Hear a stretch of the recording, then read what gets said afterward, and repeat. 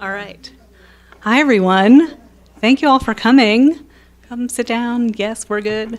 Welcome to Booklist, a novelist live event. We are going to be talking about rogue book group choices, as you can tell by the little red fish going not the wrong way, the rogue way. So you all have copies of Booklist on your chair, so please take those with you. And that's our star issue. This is the first year that we did an all-star issue, I guess. So if you're not familiar with Booklist, then you can get a sense of what we do all year round. And if you are, you have a treasured keepsake. So I guess I should tell you who I am. I'm Susan McGuire, and I'm the new senior editor for collection management and library outreach at Booklist, as you may have guessed.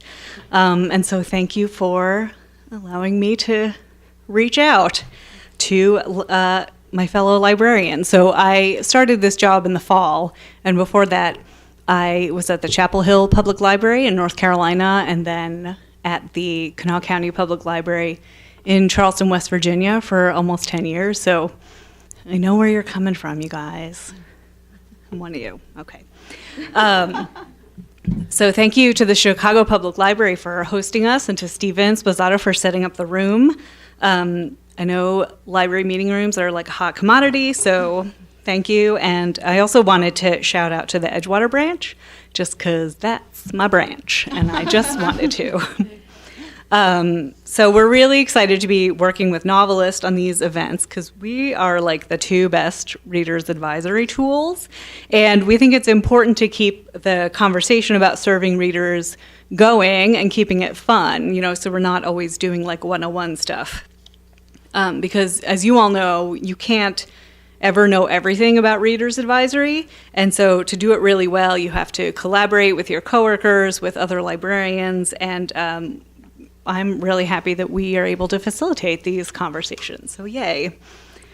So today, conversations about book groups. I've assembled a panel of experts, and I'm going to let them introduce themselves in just a moment, but I'm going to take advantage of having a microphone here to tell you a little bit about how it's going to go. We're going to, the panel of experts and I are going to do some Q&A and get to sort of the heart of rogueness and book groups and stuff. And then we're going to go through 30-ish titles of actual rogue book group choices that might be good for your book group. And we'll tell you about them so you can decide. And later, we will have the list of titles and the video posted on the Booklist Reader, and I'll show you that link at the end. So you may write furiously if you want to, but you don't have to, because we'll have that information available for you later. And we'll also be sending you all a follow-up email. Okay, so, and then there will be time for questions from you guys. If you have a sort of unusual book group choice that you've done with one of your groups that you want to share with us, that would be great. We'll have time for that at the end. So hooray. Okay, let's get started. So let's just go down the line and introduce yourself, where you're from. They're not all librarians. And talk a little bit about what kind of book group work you do. Hi there. I am actually, I believe, the rogue panelist on the, On the rogue rogue book group panel. So thank you all so much for having me. My name is Catherine Solheim. I have worked at Unabridged Bookstore in Lakeview for the last 8 years. I worked at a Barnes & Noble up in the north suburbs for about 8 years before that. I run a monthly literary book group at Unabridged called the Lit Syndicate. We read all sorts of different, mostly contemporary titles. We have, throw in the mix, a couple of classic titles every once in a while. But for the most part, they're things that are just sort of salient to, sort of the interests of the shop, but things that our customers might not necessarily pick up if they were left to their own devices. I've also just started another book group with some other booksellers in the community surrounding frontlist titles. So we get ARCs, a group of booksellers comes together, and we're trying to come out as a community behind a title once every quarter. So we're really excited about that. I won't be doing too much talking about that at this group on this panel because it's super new. But I can provide some information about that if you guys are curious about how that's going. We have a Twitter handle and a presence online. So yeah, that's me. Thank you guys so much for having me.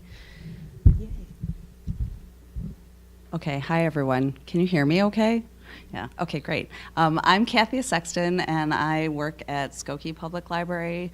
I am the Reader Services Supervisor, so I actually oversee a bunch of book clubs right now. I do run them periodically as well. We have two kind of traditional book groups that I'm sure many of you are familiar with if you do library work. They are mostly women. They're wonderful groups. They meet monthly. We read a mix of fiction and nonfiction, mostly current, but not always classics mixed in once in a while. We also have, as I'm sure a lot of people do, a book club that meets in a bar. That was supposed to appeal to 20 and 30-somethings, but as you may be familiar with too, that didn't necessarily work. They still meet at a bar, they're just not 20 and 30. So there is that one as well. That we tend to try to pick a little what we would call like edgier contemporary fiction.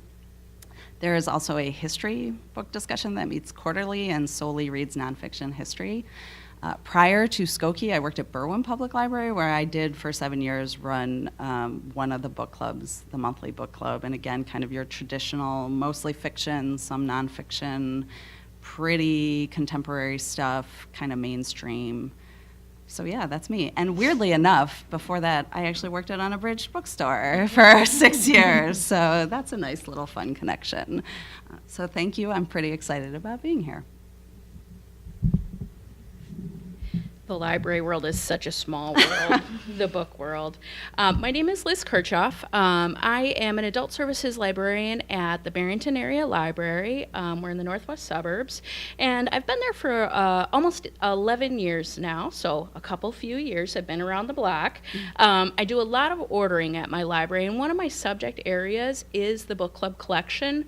So my library has usually between 12 and 16 copies of each book that I select or somebody maybe suggests for us, and I kind of curate all that and decide kind of what's coming in, what's going. I do a lot of sort of consulting with local groups, that type of thing. What might they want to read next? What would be interesting to them? And then probably about 7 or 8 years ago, I started Lit with one of my coworkers, Emily Kornack, and we are a book group that meets in a bar. We were one of the first to do it. We're very fancy like that, so everybody's doing it now. But we have this really, really great group, and I now lead it with my coworker, Sam Adams-Lanham. When I started the group with Emily, I was on the Notable Books Committee, and then followed that up with the Carnegies. So our suggestions and our selections for that group have mostly sort of gone towards the very literary fiction and nonfiction. We do some genre titles, and those will be a lot of the things that I'll be talking about today. So we are fairly social at Lit, but we do keep things really on task. So there's definitely time for drinking wine and chatting and stuff like that, but we do keep probably about 90% on task. So That's pretty good. Yeah. I have never worked in a library where I was allowed to start a book group in a bar, so I'm very jealous of all of you. I couldn't believe I pulled it off, honestly. But I know for sure we checked out like book group kits to people who were enjoying wine more than the book. So I want to talk to you about why do you think it's so important for book groups to be part of your library or bookstore service, and where that fits into the community? I think a lot of times when people enter an indie bookstore, they feel kind of daunted. There's something that I like to think of as sort of the coolness barrier, where folks come in and they think like, oh, these people, they have such cultivated taste, and I could just never, ever, live up to live up to their taste. They feel really bad about their selections. I can't tell you the number of times that people come up to the front counter and they say, okay, don't judge me. That happens at the circulation desk too. I believe it. And so when I started the Lit Syndicate about 3 years ago now, one of my primary aims there was to sort of break down that barrier and to talk about the things that we were really passionate about, that myself and my colleagues are really passionate about, that are a little bit offbeat, that come from smaller publishers that are perhaps literature and translation that people wouldn't pick up, that are, sort of formally adventurous or challenging in a way that folks might not feel comfortable approaching themselves outside of the context of having a group to discuss it in. And then a secondary goal that I have with each book group is to get folks thinking about the circumstances under which a book came into publication, who published the book, when and why, what kinds of resources did the publisher have at their disposal, which, as you all know, varies really widely. We try to come out behind a lot of small presses. There are so many small presses doing really wonderful work, but they don't necessarily always, have editors at their disposal. I do a lot of work with literature and translation. It's sort of one of my pet projects, is trying to bring those books into the public eye. And we also do a number of events in the shop with translators. And so we try to think about the good work that translators do, not only in terms of just their literal work of translating the text, but also in terms of being sort of ensconced in a literary community outside of the United States, determining which voices would be good to bring into the public eye in the United States, and then working on bringing those books into publication. I'm really glad that translation is no longer the sort of unsung art that it used to be. Translators do so much good work, and so that's another sort of axe that I have to grind. That I talk about with some regularity. But yeah, so all of that's to say is that I really do try to remind folks of the amount and variety of labor that goes into bringing a book into publication, because I do think that a lot of times folks just sort of think like, oh, this book just kind of appeared. It didn't just appear, Books are really important to, sort of our shared and continued cultural discourse, and, it's an industry, publishing it is an industry worth supporting. And so that's another thing that we talk about with some regularity at pretty much every one of my book groups, is how a book came into publication, who it's for, and whether we think it's really relevant now. Okay, so I totally agree with that, and I like the idea of introducing books to people that they wouldn't necessarily read those otherwise, and I think book groups are a really killer way to discuss difficult topics, that reading a book about something makes it a little easier than having like this heated political discussion, because you're talking about the book, you're not talking about politics, even though you really are talking about politics. So that's one of the things I think is incredibly important. But really my biggest reason, and I'm sure a lot of people share this reason, is book groups are a pretty awesome way to build community, and I've seen it happen where it's people who lived on the same street for 20 years and never knew each other, and then they started going to the book group at the library, and guess what? They know each other and they hang out now. And I think oftentimes we think of reading as a very solitary pursuit, that it's something that you do on your own behind closed doors in quiet spaces. And I don't think that's what it should be. I think it should be something that is seen as something that can build community and bring people together. And the best part of a book group is they already have a shared interest, which is reading. So it's kind of a quick and dirty way to bring people together that already have something in common.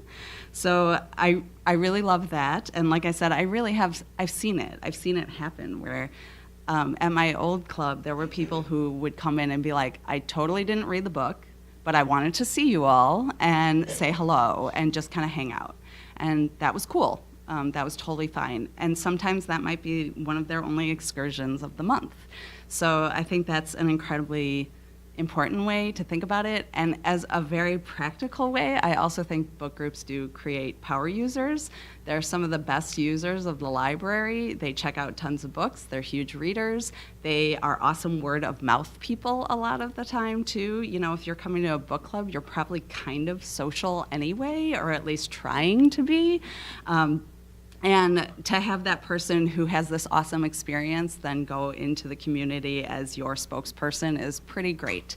So on a very basic level, I think they're creating fantastic users for the library and fantastic marketing pieces for us too. Yeah, absolutely. And I would kind of follow up on that a little bit. My library district, in my library district, I know of at least 75 book clubs, and that's the ones that I know about, which is just a huge number. We have those power users that you talked about. These are people who they read socially. Generally, the level of education tends to be a little bit higher with some of our folks, and they want sort of some outlets for that. So the reason that I think it's really important that we sort of cater to those clubs, those 75 clubs, and then we have 3 clubs that are through the library, is for a lot of people, the majority of what they're going to read in a month is going to be a book club book. And so most of the people that they will talk to at our library will be talking with them about a book club title. So I want to, as the person that they're probably going to be talking to, give them as many resources as I can, help them as much as I possibly can, try and get as many titles that I think that they might enjoy and that might resonate with them somehow into their hands, even if they are, you know, the wine club with some books. That's fine. You know, it's all about that piece of community that you're creating. So that is really important to me as well. Yeah. And I think equally important to the people who come are, and maybe more important, are the books you choose, right? So, and that presents some interesting challenges. So I want you guys to talk about what you think makes a book discussable, maybe, and what does a rogue book group choice mean to you? And you can mix up the order if you want. Stay in the Sweet. order. You don't have to. We're flexible. Sure, Do go it. ahead. Let's mix it up. Yeah. Mix it up. We're being wild and crazy here. Yeah. So I have some pretty loose criteria for this, and I will tell you that it's going to be different depending on which group you're talking to and what they are interested in. So for me to add it to my collection, I need it to be in paperback. I have occasionally caved and added something in hardcover, but I try and keep that a secret. I want it to mostly be under 400 pages. I've definitely made some exceptions to that. You know, All the Light We Cannot See, some of those other things. It's okay because it's a real fast read or whatever. But for the most part, if you hand them that book, even though you think it's amazing, they are out. They are not interested. Most people need to turn it around within a month. Also, a lot of my people are in multiple book groups. I know people who are in 4 or 5 of them. I could not keep up with 4 or 5 of them personally. So I want to make it really easy for them. And I want for it to be something that they have a lot of, there's a lot of issues. I want there to be something that they can argue about if that's their bag, if that's what they want. We talked about this a little bit before we began today, but I want for, when I'm picking from my group, at least one of the leaders to like it. So we've run into a couple of occasions where we've picked something and it turned out that neither of us liked it, and it's real rough. So we want to have like at least one person who, even if they're not like a cheerleader for it, they're able to say, well, yeah, that's true, but there's this other thing. So we want to kind of be able to sort of play off of each other a little bit. So, totally lost my spot, guys, sorry. Other things that could be really good are things that you could theoretically do some research on. So one of the books that our literary book club talked about this time around, this last month, was Georgia by Dawn Tripp. I don't know if you guys have ever read it, but it just came out in paperback, and it's about Georgia O'Keeffe. And a lot of the people I talked to before the discussion were like, I just don't know about this book. The leader went to the discussion and did a presentation about Georgia O'Keeffe before they started talking. And by the time they left their discussion, they were much more enthusiastic about the book than when they went in. So I think that you can kind of relax those rules a little bit when you have something that you think you can either research or some different perspective that you can offer that makes it a little bit, maybe a little bit more appealing. When we did My Brilliant Friend, I brought in pictures of Salvador Ferragamo shoes because he was like about the time that they were. Anyway, shoes. Okay, carry on. I think that speaks a lot to what is often referred to as frame in a book, which kind of in layman's terms can just be setting an atmosphere, I think is the best way to talk about that. But books that have a lot of frame are really helpful when you discuss it. The really easy example of this, in my mind, is Water for Elephants, The Traveling Circus, that it had such a strong setting of that. And that was something that was super interesting to discuss all on its own, even apart from the book.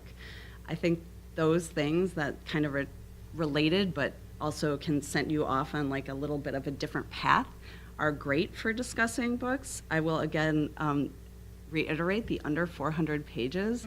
My sad librarian secret is books that are 500 pages scare the crap out of me. So I am not a long book reader, and I really appreciate that that is kind of a hard and fast rule of the under 400 pages. I think Liz also hit it on the head when you said like a lot of these people are involved in more than one book discussion, so it's sort of like making a burden for them, and it would be a burden for me because, you know, yikes. Now I've disclosed it for all the world to know though, so I feel much better getting that off my chest. I also would like to suggest open-ending books. Those are some of my favorite because that alone provides so much meat for a discussion about what you think could have happened or is going to happen or where we're going to go from here. And I kind of mentioned this in the first, but sort of those issue-oriented books that can get people thinking about topics that might feel uncomfortable.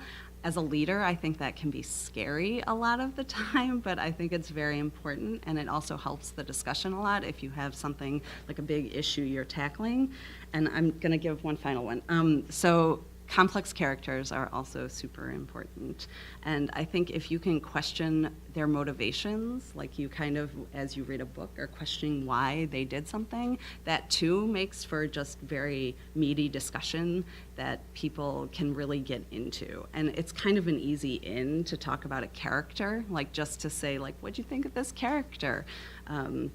When my group did Olive Kitteridge, my first question to them was, would you want to be friends with Olive? Because she was such a nuanced character, and she was really difficult at times and kind of awful at times. And that really was like a wonderful discussion. Somebody said, I think I'd like her as my neighbor, but I wouldn't want to hang out with her. So that's a great way too. Yeah, just sort of piggybacking off of what's already been said, my hard and fast rule for a book club pick is 250 to 300 pages, and for the love of God, no more than that. It really can't be overstated. People get very frightened when you hand them a giant book. I am, and I'll talk about a couple of these when we get to discussing the books, I am a big fan of the hybrid text, that is books that fold in all sorts of different literary traditions, things that have elements of poetry in them, things that are not explicitly just memoir, but also art criticism or music criticism. Things that, again, just sort of fold in all sorts of different elements, that there really are a number of different lenses through which you can approach the book. It's really important to me when I'm doing my research before I select a book club book that it's clear to me that the person who's written the book, even if its debut, has developed a really strong style and authorial voice. I do tend to sort of hone in on form in my book groups, so that if we're dealing with something that is experimental or that feels a little bit more abstract or difficult for people, we can just talk about one element. A fun example of this, the first book club book that I ever did for the book club that I currently run at Unabridged was the Rebecca Solnit book, The Far Away Nearby, which is a grief memoir about her losing her mother, but it's also so many different things. She does some environmental writing in there. There is a just sort of a prose poem that runs along the bottom of the entire text. That you can, I mean, I ended up reading it sort of separately at the beginning and then separately at the end, just to see how this sort of through line, this very literal through line, informs the entire book. And so, yeah, again, I mean, it's not as though I don't read books that have, sort of a more straightforward linear narrative. I will do that as well. But at this point, a few years into this book club, we do have a number of sort of people who have come a number of different times, and so we've sort of honed our critical tools together, and it's been really, really nice to see people just sort of blossom and open up and become way more open to things that they just never ever would have picked up. So I would just say, don't be afraid of doing that, because again, with a hybrid text, there are many, many, many, many, many different ways to approach it, and that can be a lot of fun. Can I keep going? Yeah. Okay, so I don't think we really addressed the rogue part of the question. Yeah. So I kind of wanted to jump on that because what you said about don't be scared. And I think especially if you have like a really loyal group who you see every month and, it's mostly the same faces, that's the perfect group to choose something that's really out of bounds for them. They're loyal. They like you. They like the library. They're going to come back. Even if they show up and they're like, this book was the worst thing ever. I hated every moment of it. Yeah, it was weird. It was strange. They're going to come back. So that's the perfect group to sort of explore rogue books with, I think. But I think it's also important to sort of assess your group. And, Catherine's group is probably very unlike a group that I would lead necessarily. Or a book Liz might lead, or a group Liz might lead. And rogue can mean many different things to different people for that reason. One of the things we did recently at Skokie was we sort of did like a survey of all the discussion books we've read in the last 5 years, I think, to sort of determine patterns and to see if we were getting into ruts, which we were. And part of that was there's a large Jewish community in Skokie, and we read a whole lot of World War II books. So it's like, let's get away from this. We don't need to continually read World War II books or read a World War II book that is like a super different perspective than they would ever expect. So I think it really depends. You might have a group that they read mostly cozy mysteries or something, and you're not going to turn around and hand them the book that Catherine just talked about. Not a good idea. Right, total freak out. But, you can find a mystery that's maybe a little grittier or something, or that really surprises them in new ways, or has a setting that is like completely foreign. And I think that too can be totally rogue, and that's a wonderful thing. And it's a great thing to get you out of a rut and to possibly see new faces. I think that's a big part of this. Like if you see the same faces over and over, that's an awesome way to do this. But also, you might read a book that somebody comes because they're like, oh my gosh, I'm so excited you're reading this book. And who knows, maybe they can, become one of your regulars too. I'm not sure. I think it was the Turner House. I really can't remember for sure. And somebody came to the group for the first time and pretty much said, thank you for reading a book that I identify with. And so I think that's important to think about when you think about your community and who are you targeting and who is not coming to your library. And I would kind of follow up with that a little bit by, again, echoing that everybody is going to have a different version of this. So my club does typically literary fiction and nonfiction. We know that it's time to start reading things that are maybe a little bit rogue when we are maybe getting a little stagnant. When I can look at you and I can be like, I know exactly what she's going to say right now. Yeah. I know exactly how she's going to respond. That's a sign to you that it is probably time to read something a little different for a couple of months. That doesn't mean you have to take it off the table forever. We currently are under an unofficial inlet no World War II rule because we can't. We have talked about World War II books so much in the last year or two that we just have to take a little bit of a break from it. Beyond when things are getting kind of stagnant, we also plan a couple of things to break it up. So every December, we don't read a book for December. We do sort of a round robin kind of thing. So every single person I will ask to bring a book that they love and a book that they hate. And we go around the room and everybody explains why they loved one book and then why they hated the other one. It's really, really hard. And I found it actually really hard as the reader, as the leader, really, to do that. But it really kind of resets your group, and it's nice because it's research. I'm just sitting there writing down titles the entire time because these are things that I can potentially maybe have us read in the next couple of months. During the summer, we also will read genre titles, so we will try to not read anything that's too serious. During, usually like June, July, August, we'll try and read like a romance, we'll try and read maybe some horror, something like that, a graphic novel, just something that's really different than what we would normally read, because we're also trying to understand and sort of respect that people have a lot more going on during those months than they would typically. So it makes it a little more accessible, and you have fewer people who kind of fall off over the summer because they're busy and then never come back because they're out of the sort of habit of coming to you. Absolutely. And I'll reiterate the fact that the summer is time for blockbusters. That's when we always read sort of our most popular books of literary fiction. Last year we read Emma Cline's The Girls in June, which I think was the largest book group that I've had. My book groups usually range between 10 and 20 people. I think I had 25 people for that book group.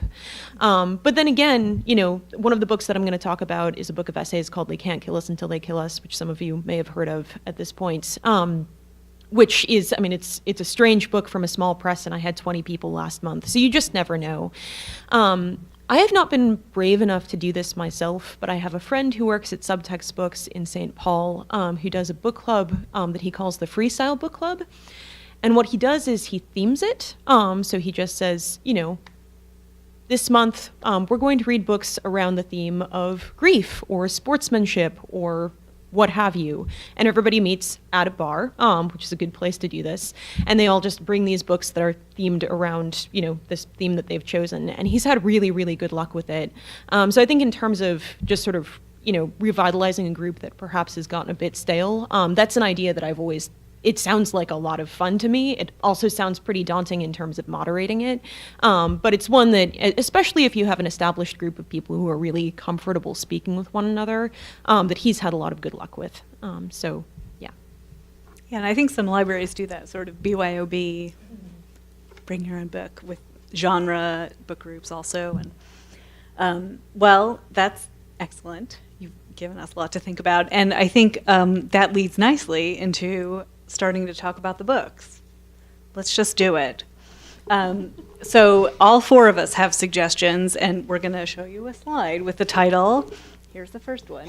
And then we'll talk the person who chose it will talk a little bit about why we chose it. So this is mine. I went first. March, book 1 by John Lewis, which I'm sure you all know this book. It's the first part of his memoir of working in the civil rights movement, and it's a graphic novel, which is why it's rogue. But I chose it for a book group that I did in North Carolina, which was a lot of like baby boomer age people who all lived through that era, and we were in the South, so they had a lot that they could and couldn't relate to with it because they were mostly white people. But I felt like the topic was something that they could really sink their teeth into, so I felt comfortable kind of stretching them on the format a little bit. And it worked really well, and because this was also a college town and there was a lot of like armchair scholarship going on, I sent them the TED Talk that Scott McCloud did for understanding comics so that they could get sort of a basic understanding of like graphic storytelling and what it means to tell a story in pictures instead of words. And that's something that I might not do with every book group, but I knew that these folks would be kind of interested in that intellectual meatiness, and that might help them not feel weird about reading a comic book. So the only complaint I got was that it was too short. which I have never complained about with a book club book. So if your budget allows, you might do all 3 volumes of March in one. But yeah, it was a great one for a book group. Okay. I believe we are doing March for our Pages Through History book group, all 3. So Yay. I also endorse that. Okay, so How It Went Down by Kakla Magoon. I love this book, and I'm going to be totally honest. I did this for a staff book club, not a library book club, but I think it would. I did too. I know. I did, Really? yeah. Get out. Okay, crazy. Anyway, I think it would be a great choice, though, for any book club. It is about a young black man, Tariq, who gets shot in the street. It is not at the hands of the police, which a lot of these books are, but it is at the hands of a bystander who believes he's witnessing a robbery, and the shooter is an older white man. What follows is 17 different perspectives on what happened and what follows in about a couple weeks, I think, from anywhere from Tariq's girlfriend to random bystanders to police to gang members. And some of the chapters, so it switches point of view all over the place. Some of the chapters are less than a page long. To me, this was a huge risk that she took in writing this book. It could have turned out really poorly, I think, because you would have gotten sort of nothing as opposed to everything, where no one stands out to you, and instead it did the exact opposite. This book is really amazing, I think, and is a really interesting way to talk about violence against young black men. And it is rogue because it's provocative, but it's also a young adult book. Mm-hmm. And I think a lot of book groups are like, oh, why would we read a young adult book? But it is a wonderful, wonderful book. It's a very nuanced discussion, and on a much more basic level than what Catherine's talking about in terms of form, this is a really good book to start a discussion if you're concerned about the discussion with how the book is written, because it gives so many different points of view. So the structure alone is really fascinating and makes for a really interesting discussion right there. We loved it. It's just a great, great book, and I also think it has one of the best titles. So. Yeah. So this is another YA book. This is mine. If I Was Your Girl by Meredith Russo. And this, I didn't actually lead a group with this book, but it was a suggestion from a patron who was like a little old white-haired old lady patron who wanted to read this book with her book group. And this was in North Carolina when we were fighting over who got to use which bathroom and stuff. So I was pleasantly surprised, and my little lefty heart was like, I'll definitely buy 15 copies. Okay. So this is the story of, it's a teen romance, but the main character, Amanda, is trans, and so she moved schools for her last year of high school because she's been so bullied and abused in her previous school. And so when she moves school, she's able to be totally Amanda. So nobody really knows where she came from. She's just going to fly under the radar and graduate without getting beat up every day. But then she meets a nice guy, and he's very sensitive, and he's really sweet, and she starts to fall for him, and he starts to fall for her. But then she's not sure how that's going to change when she tells him the truth about her, I guess. So it's similar, I guess, sort of a heated topic with How It Went Down, but it's also, I really liked it because in a lot of adult books especially, I think you have sort of like a tragedy involved with an LGBT character, and so this was not that. It's a really sweet story, and it's a really honest story, and it also served as sort of like Trans 101 in some ways for us old folks, I guess, who are reading the book. So there was a lot that they talked about, and they felt like they really grew to understand the issue really differently through reading the book. And so I thought that was great, so I wanted to share it. Plus, who doesn't love good teen romance? Okay, so Muslim Girl by Amani Al-Khattab. This is a pretty recent book, and this actually is a book that I literally just led 2 discussions on in the past 2 days. So what this is a memoir, and it starts with 9/11. She was 9 years old when 9/11 happened, and as you are probably not surprised, drastically changed her life as a Muslim young girl. When she was about 17, I believe she was a senior in high school, she started a website called Muslim Girl, which still exists and is hugely popular and is pretty much just a place for Muslim girls to go to ask questions they might be afraid to ask their parents or whoever.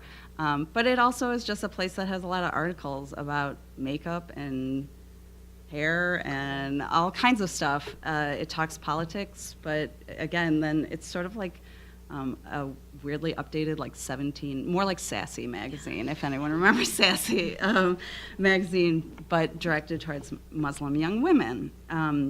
She talks about her experiences doing this, but she also addresses the larger political landscape, including Trump. I mean, it's recent enough that he hadn't. I think the epilogue, she addresses that he's been elected, but it's more his rise to becoming elected. And she talks a lot about the importance of representation, especially in media. This, I was really scared, I'm not gonna lie. I just wasn't sure what the reaction was gonna be. She is very, very, very in your face. It is not beautifully written, it is not pristine, but it is definitely a very strong voice. And she does not shy away from her opinions. So again, I'm working in a very large Jewish community too, and she does also address those issues in the Middle East. So I was pleasantly surprised with how well they dealt with it. I still got some weird pushback. Not really pushback, more comments. I think I said before that one of the comments yesterday was, "She's just so angry." And that was a little hard, but it was actually they were amazing discussions to have, and that everyone to a T recognized how important it was to be reading something like this right now. And I really loved that. So I would also like to say that I have found memoirs to be a really great way to discuss something that is very provocative or that could possibly be contentious. It's pretty hard for somebody to read somebody's memoir and completely deny their experience. So they work really great in a way. We also read a memoir of an undocumented man, and that, again, brings up a lot of really heated issues. And that was, again, a great way to discuss something like that. So I highly recommend this. It's really short, too. It's 250 pages, maybe, so it's a quick read. It's great. Cool. Oh, God, I have to talk again, don't Oh, I? Sorry, I'm sorry, I'm talking again. Okay, so American Born Chinese by Jean Lewin Yang. I'm sure most, if not all of you, have heard of this book. And briefly, it's a graphic novel again, so scary for a lot of people and a lot of groups. When we did this book, many people in my group had never, ever picked up a graphic novel before. It is also even not quite young adult, I'd say. It's more geared towards like middle school. The story, it's 3 stories combined, and one is about kind of loosely based on his own life growing up, and it takes place in middle school, and he's one of the only Asian kids in his class. And then there's another story that riffs on the Chinese folktale of the Monkey King, and another story that is a popular white kid who has his cousin Chin Ki come visit, which is the most stereotypical Chinese character you can ever imagine, which also makes this book really rogue, in my opinion, because it's a graphic novel, so you are presented with a very stereotypical Chinese character staring you in the face, not just describing it, looking at the picture. And I think that can make it hard. And again, to me, this is something that people would be like, why are we reading this? It's meant for kids. The drawings look like kid drawings. There is so much to unpack in this book. It is amazing. The discussions that followed were amazing. We saw so many people who were like, I love this book so much, that's why I'm here. I read it, 10 years ago, and they just wanted to talk about it more. So that was super great. It also has a really bizarro ending, which lends itself to the discussion a lot.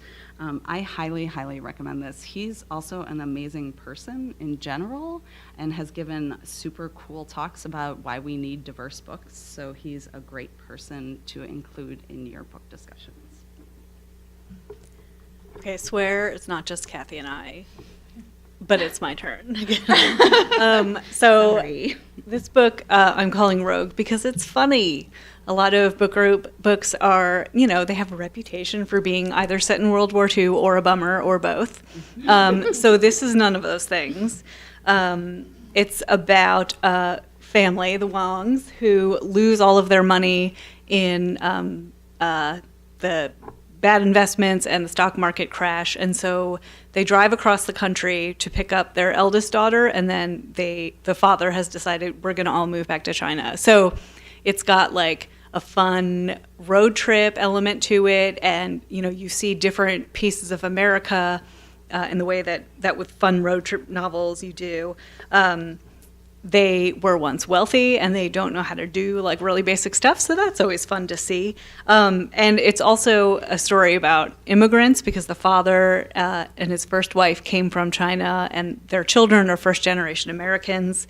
So it has that aspect to talk about. And if your book group reads like a lot of family issue stuff, like The Nest by Cynthia Dupree Sweeney, or Emma Straub or something like that, then this is a good, fun but discussable option, so that it's like a baby Rogue.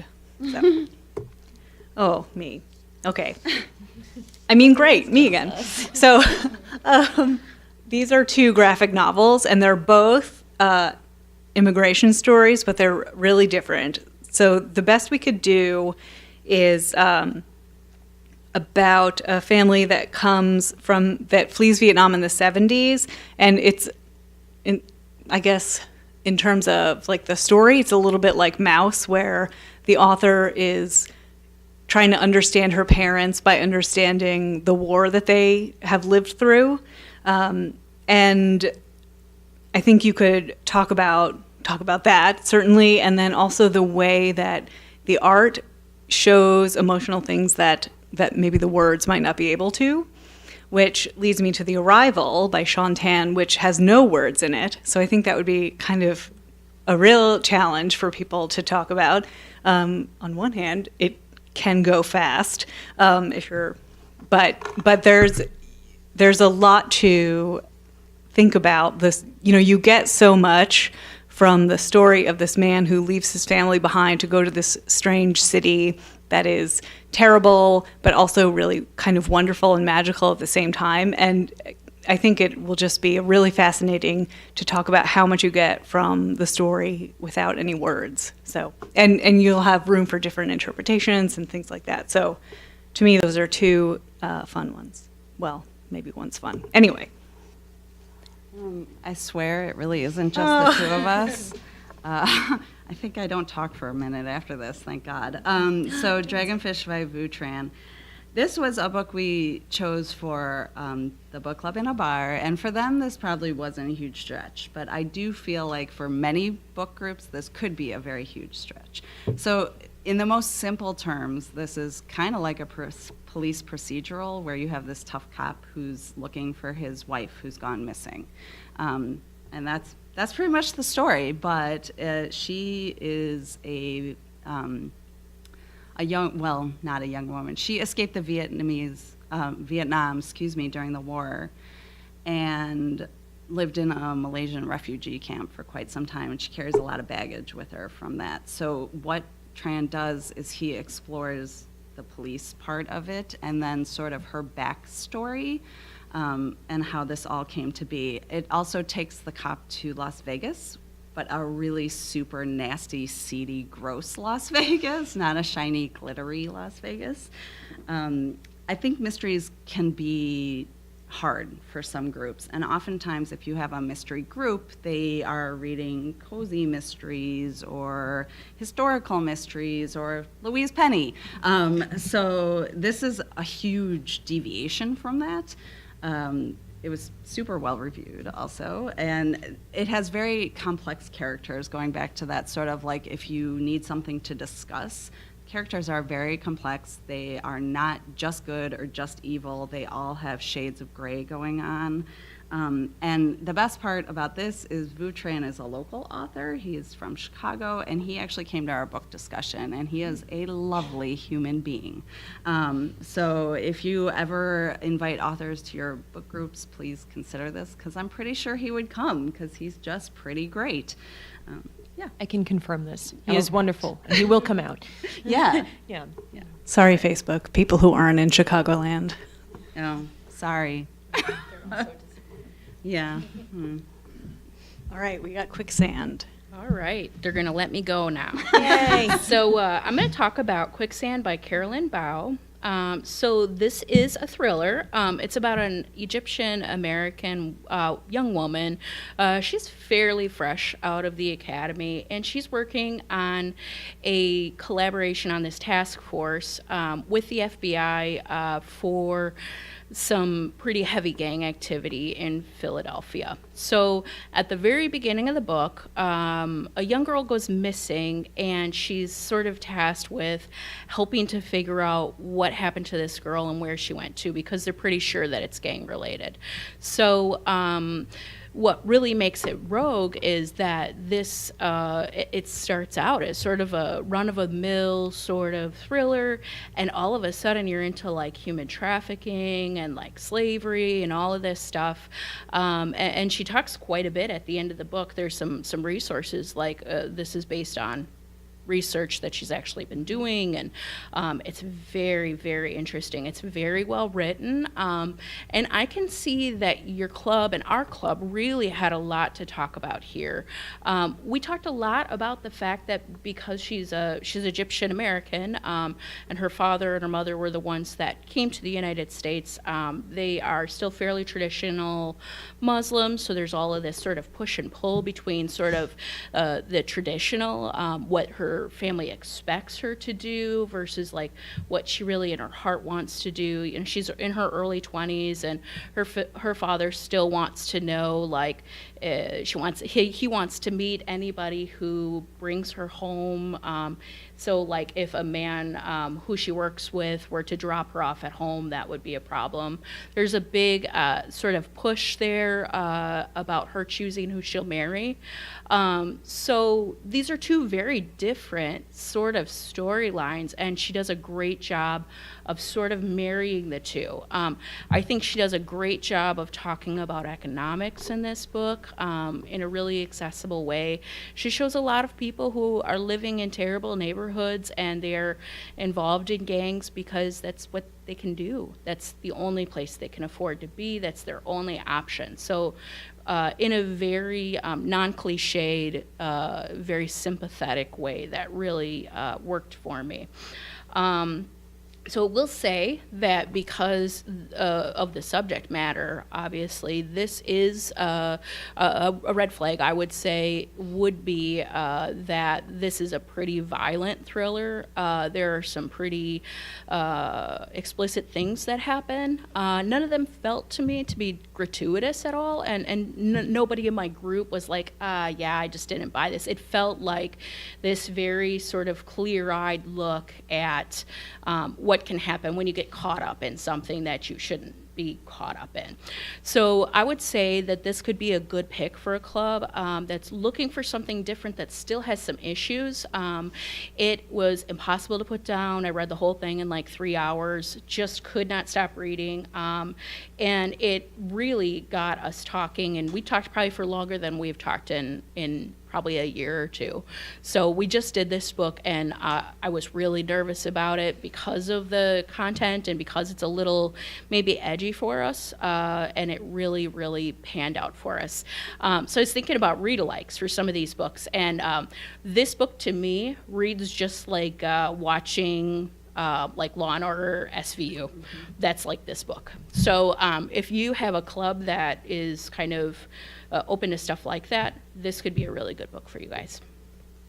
And I think you also have the next one. I do. Yay. So On a I'm totally different note. I'm going to keep you guys on your toes, and we're going to talk about a romance. And it's called A Bollywood Affair by Sonali Dev. So our main character here is Millie, and she hasn't seen her husband since she was 4 years old. They married in an arranged marriage, and she's now 24. So being married has given her sort of some latitude to do things that she maybe wouldn't normally be able to do because she's sort of from a more traditional area in India. So she was able to convince her grandmother, who's raising her, that her husband would surely want someone who's really well educated to be a good wife to him. So she has convinced her grandmother that she should go on and she should finish high school. Her grandmother allows her to go to Michigan to study in Michigan for college. So she's been able to have this very full life that's a really different experience from her contemporaries. So as the book begins, Millie is 24. She is still in school, and her husband, they're going back and forth between her and her husband in this book. Her husband has decided that he doesn't want to be in this marriage. They've not seen each other since they married, and this is not what he wants to do. But he's also kind of a coward, so he sends his brother to get her to sign the paperwork. So the two of them meet. Spoiler alert, they fall in love. It's romance. You know it's going to end out okay. So one of the things that I really like about this book is even though it's a romance and there's definitely sex, there's definitely all of those romance tropes, it, I think, falls kind of more on the women's fiction end of it. As much as I sort of hate that label, this really is kind of it. There's a lot of issues to talk about, and it's really kind of a delight to see Millie sort of become a person in her own right, and to see her sort of push back. In the beginning, she's very much this sort of, she's kind of meek, she's very, very intelligent, but she's used to doing what she's told, and by the end, she's really this very well-developed character with a really amazing voice. I will also mention that the author is local. She lives in Naperville, and she came to our discussion, and it was actually really delightful to have her talk about this book. She talked a lot about Bollywood, so she's Indian, and her friend grew up watching Bollywood movies and talking about them, and so she was trying to write a novel that felt a lot like a Bollywood movie. So when you're reading it, it feels really, really over the top and kind of wild, and that's part of the point. So I would really suggest, she's fairly well known. She'd probably be more than happy to come out and talk to your group as well. It was really a lovely experience. So yeah, if you're open to a romance, this is a good pick for it. And you will be, because you're all going rogue. And I have another romance for you. Yay. So An Extraordinary Union has been on all of the best romances of the year lists for 2017. And I think it's a good book group book, and I think it would appeal to people who like history, obviously particularly American history, even though there's smooching in it. And this is the story of the African-American woman that you see on the cover during the Civil War. And she is not a slave, but she is posing as a slave, and she's spying for a rebel group that is feeding information from the South to the Union Army. And so that characterization is, I mean, just the fact that she is African-American woman in this period with agency is like, yay, let's talk about that. But then also there's a handsome Confederate who is Scottish. So, she had to throw that in there, I guess. But he is also a spy, and so they are figuring out how to work together, how much to trust each other. And so there will be some history and politics to talk about. And if your group read some more like women's fiction set in that era, like The House Girl by Tara Conklin or Sue Monk Kidd, The Invention of Wings, this could be a nice counterpoint to that. Plus, happy ending. Yay. Okay, so I'm first going to reveal that I haven't actually used this in a book discussion, but I do think it would be a very good choice. And the reason it's scary is because it's science fiction, and I do think science fiction can be tough for a lot of groups. So it's basically about a young woman who is the titular character, Binti. She's part of the Himba tribe, and she is the first of her people to be accepted to a prestigious interstellar university.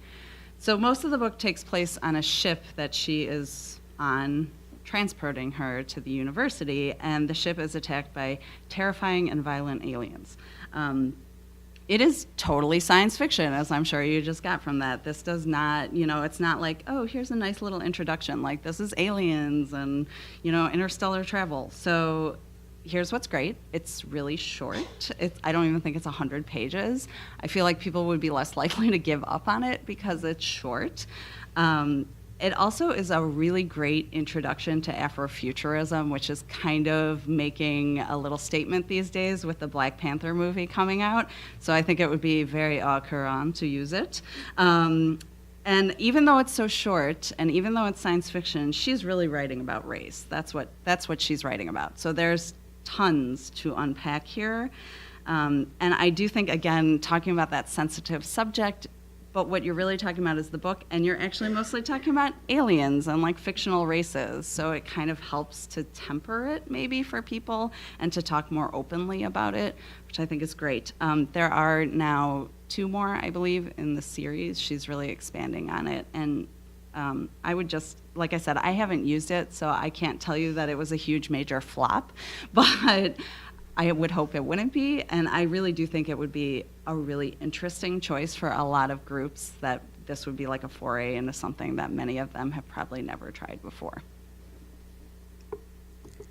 Okay, I'm going to go fast with these next 2 so that people actually get a chance to. Well, it's 3:03. We got time, but you've probably heard enough of me.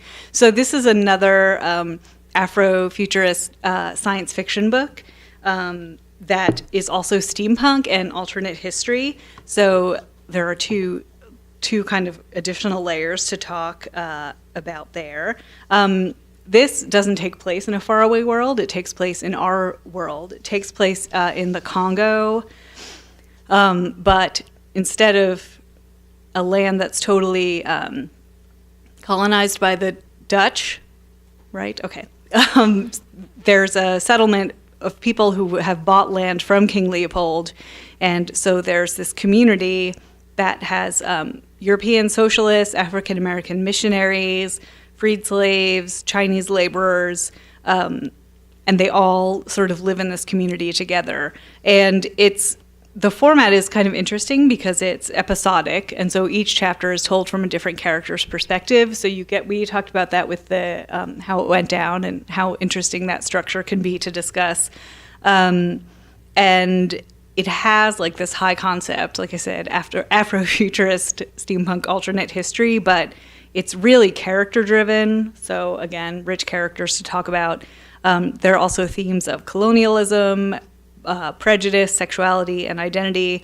And for those of you who know anything about alternate history, it's nice to have an alternate history that is not like, what if the Nazis won or what if the Confederates won? So that maybe isn't that fun for a book group, but it's fun for me. Okay. And this is another science fiction book that has a really interesting structure of different characters and different timelines. And I think I don't want to talk too much about the plot because I think part of the fun of discussing it will be sorting out like what happened. But you've got a teenage Puritan coming over to what will soon be called America. You have somebody who invented cloud-based artificial intelligence. You have Alan Turing. You have a Holocaust survivor. And it all centers around these baby robots that kids are becoming obsessed with that eventually become banned. And so if anyone has like an Alexa in their house, this will definitely freak them out. But I think it will be an interesting book group to sort of puzzle out what really happened and what what does it mean, like these robots versus humans and artificial intelligence, and if folks like the Cloud Atlas or Station 11, those sorts of multiple narratives, and you're not sure why they are in the same book until suddenly you are, that this is the kind of book that they'll enjoy. So. Hello, everyone. Yay. Remember me? I do just want to piggyback off of that. Speak is a great book. We read it as a read alike to Station 11 a couple of years ago to really great effects. I love that book, and I love discussing that book. So I'm going to talk a little bit about Lonely City, which made a big splash a couple of years ago when it came out. This is a book of essays that examines the creative possibilities of loneliness through the lens of 6th, 20th century artists, including Edward Hopper, Andy Warhol, Henry Darger, David Wojnarowicz, Klaus Nomi, Josh Harris, and Zoe Leonard a bit too. This was a fun group. I brought out a number of monographs. One of the things that's really cool about the way that Olivia Lang wrote this book is that she borrows from several different critical traditions, mostly art historical and queer theory. For those of you who aren't familiar with Unabridged, we are historically one of the gay bookstores in the neighborhood, so we have, or in the city rather. So we have a huge selection of queer theory, and I was able to bring out, again, just a number of monographs that we could look at the images together, but also a number, this book is, The Lonely City is just sort of a veritable cornucopia of just sort of reference, it's a reference work. There are lots of different ways that you could go with this book once you've read it, if you want to investigate the ideas that Lang is treating further. The way that this book and that this discussion ended up going, we ended up talking about sort of the systematic sanitization and gentrification of cities that we've seen over the last 30 years, and sort of thinking about, what happens when these othered spaces in late 20th century America become gentrified, and the notion that they're now made safe, but for whom? Ultimately we ended up discussing the importance of maintaining these spaces as a society that values artistic production. One of the fun things that happened at this group, I have a member he's been coming reliably for about 3 years, who's a screenwriter, who was so taken with Henry Darger's story that he ended up writing a short play about it. It warms the cockles of my heart. I love it so much. I'll make this one fast. I do think essays and short stories can be difficult to discuss. Sometimes they, aren't too thematically linked, so it can be rough. If you don't know the story of Marina Keegan, she was attending Yale, and she was a up-and-coming writer.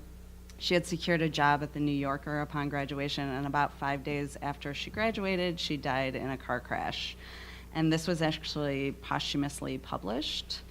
So the first half probably is short stories, and the second half is essays. And the reason I really like this book, especially for a group that is maybe in a rut or a group that is older, is because she writes so clearly from like a 22-year-old perspective, and very recent 22-year-old.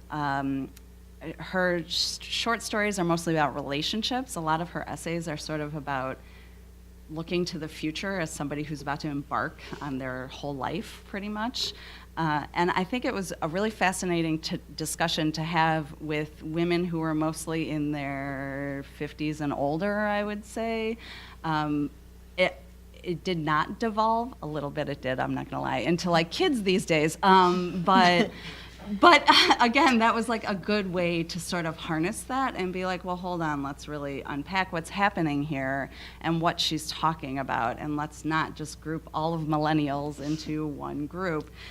So I thought it was great for that. The other nice thing about this book is that she was in a spoken word group while she was at Yale, and a lot of her spoken word still exists online. So you can actually watch some of the YouTube videos of her doing the spoken word, which really adds to the experience of book discussion. Cool. I love this cover. Yeah, it's a wonderful cover, right? $2 Radio does really beautiful work. And we actually just collected all of their books in the shop. So if you swing by Unabridged, you can see all of them together. It's very cool looking. So ostensibly, this is a book of music criticism, but the pieces collected in the book also contain elements of memoir, lyric prose, and cultural critique. One of the things that I really like about this book is that it approaches music criticism not from a place of connoisseurship, but rather Abdurraqib is really fundamentally concerned with understanding the psychological makeup of an artist's listenership and sort of the culture that grows up surrounding that, and the political implications of taste. This collection asks the reader to reconsider the roles of both critic and cultural consumer, focusing particularly on issues related to social justice and intersectionality. He also talks quite a bit about just sort of the emotional strain that's put on cultural producers and sort of cultural figures in general, and that's part of the thing that the reason that the book is titled the way that it is that people just don't always make it. You know, I mean, none of us make it. Death comes to us all after all, but there are ways in which these things can just become too heavy, and that's okay. This is a thing that this book thinks about a lot. My book club had a really thoughtful and enthusiastic discussion surrounding this book, mostly focusing on the ways in which race and class inform taste and how individual taste in turn sort of informs culture at large. Again, I had a lot of pushback from people when they picked up this book initially. Collections of essays are hard, and these were all amazingly, published in different places in Rolling Stone and Pitchfork and a number of different outlets. But the way that it's strung together is just beautiful. He has these a framing device that are these little vignettes about the life of Marvin Gaye that are really quite moving. Don't read it in public if you're going to read it. You will ugly cry through many parts of this book. I love an ugly cry. So this is also a book that talks about race and class. It's about a super feminist woman who has a daughter obsessed with princesses, and she's divorced and living at home with her parents. Her father's a kind of disinterested academic, and her mother is an Anglophile Jamaican woman who's obsessed with how her 4 daughters are unmarried. And her youngest daughter becomes the star of a reality show called The Virgin, because she's a virgin. And suddenly the mother is going crazy trying to get all of the people set up. And the producer of the show, Dario, is really frustrating. And this is a modern adaptation of Pride and Prejudice. So if you have a group that reads classics, this is a really fun way to kind of mix it up a little bit. I mean, I think even if you haven't read Pride and Prejudice, you can enjoy it, but I think it is better if you know it by heart. It's fun and funny, but it also does tackle serious themes of racial and economic prejudice, and the plot is similar to Curtis Sittenfeld's Eligible, but this was first. So, and this is written by a woman of color, and it's just a totally different take on Pride and Prejudice, but still kind of faithful to the story. So, I'm bringing the fun. All right, so I'm going to talk about The Bear and the Nightingale by Catherine Arden. So probably a lot of you have already read this book. It is essentially a retelling of a Russian fairy tale. These are becoming more and more popular now. This is a particularly well done one. So our main character is Vasa, and she has barely survived the birth that killed her mother. And she grows up as this girl who's sort of very different in a lot of ways from the people that she knows and from her family. She sees sprites, she sees demons, and she kind of understands them. She can talk to them. She understands sort of how to keep them happy. And there's this whole tension, and I'm kind of afraid right now I'm going to talk too much and tell you too much about it. So we'll just say that there is a struggle between the Winter King and his brother over basically it's a power play. And so she finds herself in the middle of this, along with her stepmother, Anna, who also sees these sprites and these demons, but doesn't really feel comfortable with that at all. She thinks she's crazy. So The reason that I think that this book could be a really good fit, and the reason I think it was such a good fit for my club is, first of all, it was on the bestseller list, and the second book just came out, and that's been on the bestseller list. So it sort of got that little bit of street cred that can kind of sort of smooth the way if you're picking something that's a little sort of out of the bounds of what you would normally choose. It's very literary. Really, it's pretty hard sometimes to find a genre title that does also fall within that literary scope, and this is one. I thought that the quality of the writing was really up there, and the feeling was really similar to like The Snow Child by A.O.N. Ivy, which is one of my favorite book club books. It's lovely, lovely writing. We talked a lot in our club, and she explores a lot about the interplay between pagan religions and Christianity and sort of the push and pull that happened when one started to sort of take over the other. The author has done a lot of interviews about this, and we brought in a lot of that material. This is one of those books that, like we were talking about earlier, sometimes it can be a great pick when you can bring something extra to the discussion. We brought a lot of materials about the history of Russia, where this takes place. So what was it like at this time period? She talks a lot, and one of the most memorable things I think about the book, for anybody who's read this, she talks a lot about the winters and how they're so cold. They have these special ovens, and so people will actually sleep above them, and then like sometimes even in them. And so I just kept reading it, and as I was reading it, I was like, surely that's not a thing. She's surely making this up.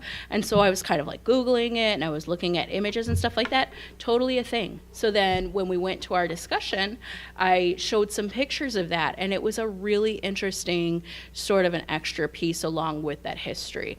So I would really recommend this for, especially for literary clubs. I think it's a good step outside of what you usually do, but not so far outside of what you usually do. Okay, now we are going to have to really. Okay, all right, all right. So I'm going to talk about Helen Oyeyemi's Mr. Fox. Helen Oyeyemi is one of my favorites. If y'all haven't read her before, please do. She's wonderful. So I like to describe this playful novel as the Brothers Grimm meets David Lynch. The book is comprised of a series of folk tales told variously from the perspectives of celebrated writer and notorious misogynist St. John Fox, his imagined muse Mary, and his flesh and blood wife Daphne. Through these stories, Helen Oyeyemi explores the ways in which society privileges certain voices and experiences over others. For as strange and as challenging a book as this is, this discussion really went surprisingly well. Readers who weren't as interested in the book's political implications were sucked in by Oyeyemi's playful and cracked fairy tale adaptations, and ultimately this discussion did end up focusing on the book's feminist themes. So even for the people who weren't there for it, they got there eventually. The stories led them there. Cool. Okay, and I think that next one's me. So The Tale of the Dueling Neurosurgeons by Sam Keane. So this is nonfiction. It's very narrative, but it's told mostly in a short story format. So basically this book is about the early history of neurology and how they discovered that different things, what different wrong things sort of told us about what different parts of the brain we're going to do. So he tells all of these stories from the history of neurology. So like really well-known ones, King Henry II, who was hit in the face with a lance and he got a splinter in his eye, and ultimately he died of a concussion. And so what was it about that accident that told them what particular parts of the brain did? Another one that they talk a lot about is Phineas Gage, who very famously was a railroad worker who got an iron rod through his face and up into his brain. So if this description hasn't already told you, fairly gory. He will at least tell you, he gives you a warning before the super gory stuff. He will tell you to skip it. So if it's a deal breaker for you, this might not be your book, but our group actually surprisingly really, really liked it. I think that if your groups like things like Oliver Sacks, they might like this. It is, I will say, more sort of jokey than Oliver Sacks is, but if they're used to reading that kind of thing, I think, it could be a good fit. Okay, so I think these two separately are maybe not super rogue, but I like the idea of reading them together, and it's the 100th anniversary of the flu epidemic in the U.S., and so As Bright as Heaven will be an easy sell to your women's fiction and historical fiction book groups. It's about a family that moves to Philadelphia and then flu. And then The Great Influenza is a detailed and totally readable history of that time. And it's kind of surprising. I think more is coming out about it now because of the anniversary, but it's surprising how little we actually know about this flu, because World War I was ending and, Wilson was like, we got enough to deal with.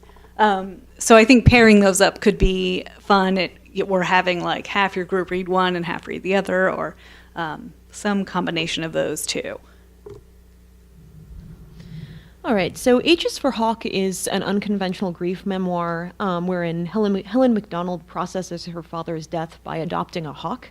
Alongside her story, MacDonald considers the work and life of British fantasy writer, hawk enthusiast, and closeted homosexual T.H. White. Though H is for Hawk is a memoir, it also folds in elements of natural history and literary criticism. This group attracted folks who I tend to think of as like the Annie Dillard sets, that is, people interested in discussing narrative prose and nature writing. The discussion that followed centered on methods of processing grief and the tyranny of anthropomorphizing animals, which really is a pretty fascinating discussion to have. I didn't think this was going to go this way, but it was really fascinating, which in turn opened up the conversation to the dangers of reducing our own experiences of the world by limiting our frames of reference. It was an amazing discussion, again, one that was sort of daunting for a lot of people, but we challenged ourselves and we got there. Those Annie Dillard people can be tough. Oh, and the next one is me as well. So now we're getting into the really weird stuff. So this is the first of Danish novelist Josephine Klugart's work to be translated into English by the good folks at Open Letter Press. They run a blog called the 3% blog. If you guys aren't familiar with it, in terms of talking about resources, I don't know how much of a chance we're going to have a chance to do that at this point, but do look at it. Chad Post is wonderful. So One of Us is Sleeping is a shattering, prismatically beautiful elegy for irredeemably lost time. More a series of thematically linked poetic offerings than a conventional novel. The text follows a woman grappling with grief following the dual shocks of a devastating breakup and the discovery that her mother has been diagnosed with cancer. It's sort of a Proustian exploration of the peculiar nature of human experience, and it's at once a lamentation for the author's inability to precisely translate her perceptions and a case for art making despite her frustration with language's limitations. Because of the book's plotless, meandering nature, this was one of the more challenging book groups I've ever had to moderate. But readers who dug into the philosophical implications of the narrator's musings really enjoyed it, and those who didn't still seemed to glean a lot from our discussion of Klugart's methodology. So I'm going to talk about Can't We Talk About Something More Pleasant by Roz Chast. So probably a lot of you are already familiar with this book. Chast is a cartoonist at the New York Times, and this book documents the final years of her parents' lives. So graphic novels are a pretty tough sell in my group, more or less, and in a lot of groups in our area. But this one went over gangbusters. I think it's because a lot of people have dealt with some of these issues, this is real familiar ground. Everybody knows. If they don't know how it is to deal with the final years of a parent's life yet, they do know what it's like to be an adult child of a parent. And so what Elizabeth, what she does so well when she's talking about her parents, Elizabeth and George, I think her father is sort of that push where she's like, okay, you guys really got to start cleaning out the house, and what do you want? What do you want for me to do for you? So I think that it's very, very accessible. I brought it along. One of the things that I really liked about it so much is, she's got her art on one side. She also includes a lot of family photos. She includes an awful lot of pictures from the house after her parents move out. And it's ultimately just, it's sad, but it's also something where it's an experience that we can all kind of understand and identify with in some way. Cool. All right, let's do this last one, and then the rest of them will be on the list on our website. Okay. Because I want to talk about resources real quick too. Okay, cool. All right, so we are going to end with Too Bright to Hear, Too Loud to See by Julian Gary. And I'm going to keep this really, really short, but this is essentially the story of a studio executive who has been challenged by bipolar depression for years and years and years, and it's pretty extreme bipolar. So his mania is like super, super high mania, and because he is a studio executive, that's kind of what has made him so successful in his career. He's super cutthroat. He gets it done. The whole book is told while he's receiving electroshock therapy, and it tells about how one day he just decides that he's going to leave. He walks out of his job, he leaves his wife and his daughter, and he goes away for 20 years, and he travels the world. So it's really a fascinating book, I think, especially because the author does struggle with bipolar disorder. So she was trying to write sort of what she knows. So this is a book about an unreliable character way before people were really writing with an unreliable character. It's a first-person account from somebody who is difficult to like. And we had this really interesting discussion about whether we didn't could we even tell what his personality was, because it was so overshadowed by all of these things that were going on in his life. So I would really recommend this for a group that's willing to sort of step outside of what you would normally do. I did give it to a local book group, and they had this very interesting challenge that you could maybe try sometime, where for a year they had 12 members. Each month somebody picked a book that had to do with something that they do for a living, and she was a therapist, so I helped her pick this book, and she said it really kind of helped people to understand what it would be like to have a mental illness that is as severe as this one is. It's a great book. Dang. All right, so quick tease of these books that we're going to do. And then I just want to talk about a couple of resources that you'll be able to use once you've done all of these books with your book group. The ALA has something called Book Club Central. You're probably maybe familiar with their partnership with Sarah Jessica Parker, who's picking great books to read. But I especially like up at the top, the How to Book Club gives you some tips for keeping your book club fresh and how to do stuff. Finding books for book clubs is a great resource. And then when you scroll all the way down to the bottom of the page, there's a newsletter, and it's free. And I love newsletters because I don't have to do any work and I get all the information. And then obviously Booklist Online is amazing. You can find our top 10 lists and our core collections there. And those, like if you're interested in talking about a specific topic or like you were talking about related to your profession, those are two good places to start looking for books. And then, of course, all of our reviews are there. I'll talk about the newsletters in a second. And then the Booklist Reader is our blog, and there is a section for book groups, much of which is written by Liz Kirchhoff. Thank you, Liz. And she goes into some really great detail about specific books, what what you can discuss about them and things like that. And then, of course, Novelist Plus, which you all have via subscription to your library, especially if, like me, you belong to the Chicago Public Library. And they have a lot of great read-alikes, suggestions in the database, but there's also a section if you go to, especially there's a Reader's Advisory tab that gives you all sorts of great Reader's Advisory training resources, but I really like a series called But My Book Club Doesn't Read, and then it's an article about different genres that was actually written by my old boss, Susan Brown, from Chapel Hill Public Library, but that's not why I said it. I said it because it's great.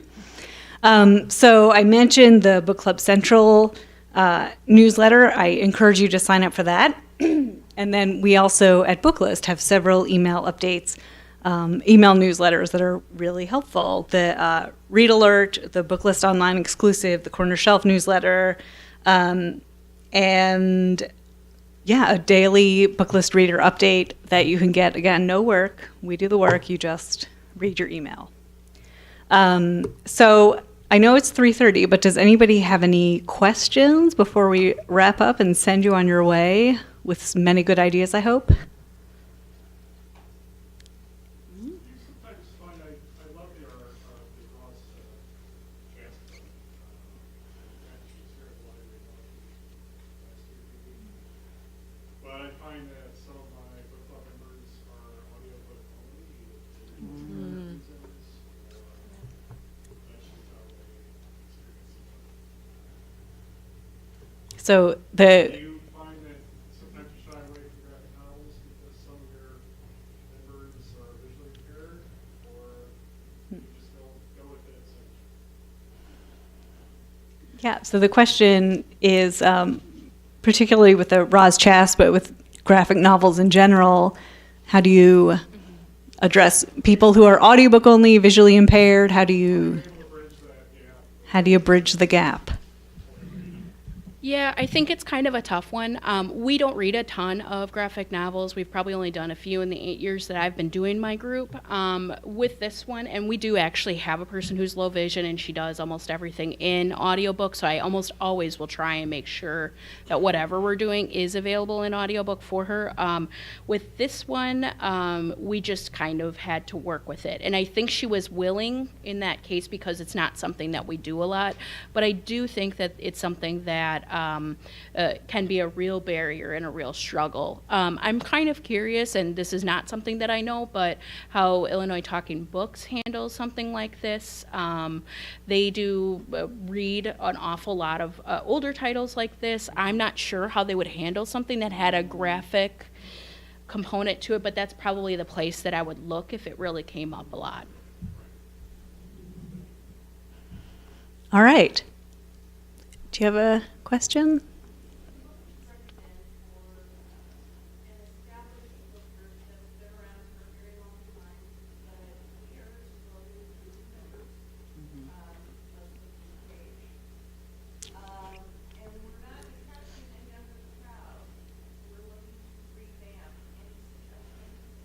So the question is for if you have sort of a dwindling membership, how do you attract new members? Can I ask you if your members are, like they have to have a library card at your library or anything like, it's open to anyone, okay. So we have this problem too. I don't think it's uncommon, and we have been trying really hard to listen to what they're telling us a little bit to see what they want out of the group, because these are the people who are coming right now, and we've been trying to respond to that. I know that doesn't totally help, but the other thing I would suggest is it depends when it is, of course. So ours is our daytime group, so we've been trying to hit up like story times for moms that like maybe a mom could come to a 10 o'clock in the morning daytime group.